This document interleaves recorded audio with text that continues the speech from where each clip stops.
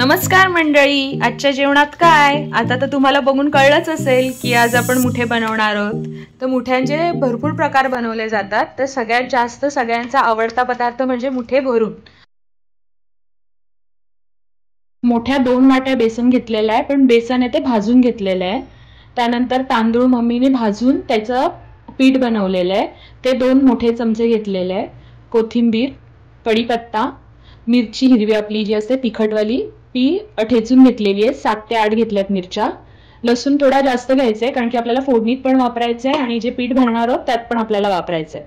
अद्रक घ्यायचं आहे, अद्रक किसून घेतलेलं आहे. मोठ्या आकाराचा 1 कांदा घेतलेला आहे. हिंग, साठवणीतलं लाल तिखट थोडं जास्त घेणार आहे. हळद आणि मीठ चवीनुसार. तर आता आपण बघणार आहोत चिंबोरा कसा घासून घ्यायचा, मुठ्या कसा घासून घ्यायचा आहे. तो ब्रशनी त्याच्या काही चिखल वगैरे असेल तो स्वच्छ घासून घ्यायचा आता आपल्याला.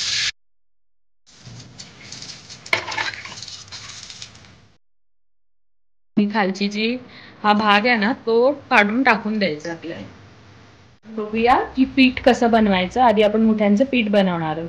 त्यासाठी आपण पहिले एका भांड्यात बेसन घेतोय.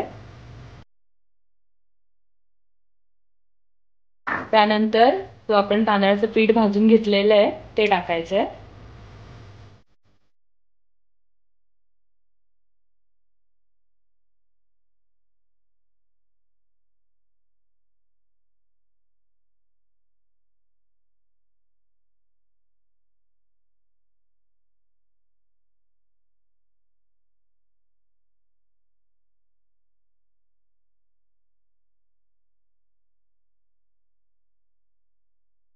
आता आपण एकजीव करायला घेतलेलं आहे ना सगळं, तर आता थोडं ह्याच्यात आपण पाणी घालूया म्हणजे ते छान बाइंडिंग होईल त्याचं.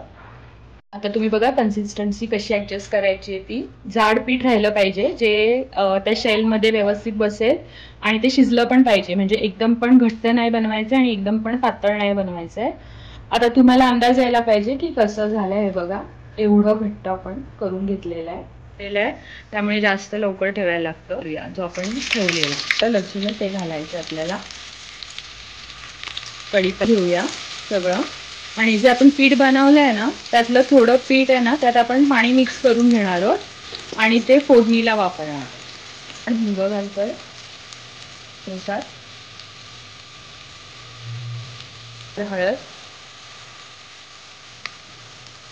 आणि आता हे हलवून घेऊया छान. आणि आता हे जे पीठ आपण मिक्स केलंय ना पाण्यात ते आणि नंग्या घालायचं आपल्याला. तर नंग्या पहिले हलवून घ्या छान.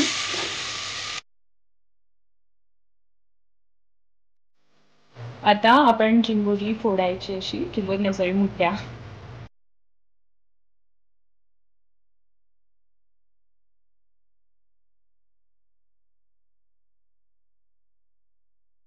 हे छान मुठे भरून झालेले आहेत. हे बघा असे दिसतात भरल्यावर. छान उकळ आलेली आहे झाकण काढल्यावर.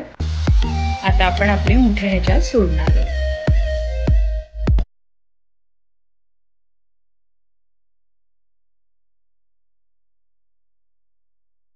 आता जे आपलं पीठ उरलंय ना त्याचे असे गोल गोल गोळे करायचे आणि ते पण सोडायचे, म्हणजे ज्यांना नुसतं पीठ खायचं असेल ना त्यांना ते पीठ खाता येईल. तर ह्याच्यात अजिबात चमचा फिरवायचा नाहीये, याचा ते गोळे सगळे सुटून जातात. आपण झाकण ठेवणार आहोत आणि हे 20 मिनिटासाठी असे सोडून देणार आहोत. झालंय का तयार.